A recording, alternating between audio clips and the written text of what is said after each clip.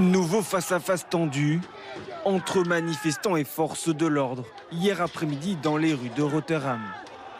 Par dizaines, ces émeutiers, pour certains masqués, prennent pour cible cet hôtel hébergeant des demandeurs d'asile avant de réussir à briser plusieurs vitres, puis pénétrer à l'intérieur pour tenter d'y mettre le feu.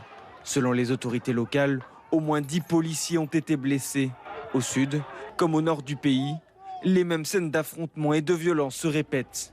Comme ici dans la ville de Middlesbrough, où des voitures ont été incendiées, des magasins pillés. Plusieurs centaines d'habitants sont même venus protéger eux-mêmes cette mosquée de la ville, prise pour cible par les manifestants. Les commerçants ont tous fermé leurs magasins.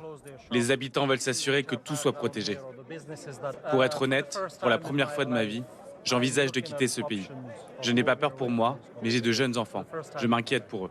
Depuis plusieurs jours, des manifestations anti-immigration éclatent dans tout le pays. Après une attaque au couteau survenue il y a une semaine et la mort de 3 fillettes dans le nord-ouest du pays. Depuis, des militants d'extrême droite affirment que le meurtrier est un migrant islamiste, ce que réfutent avec fermeté les autorités.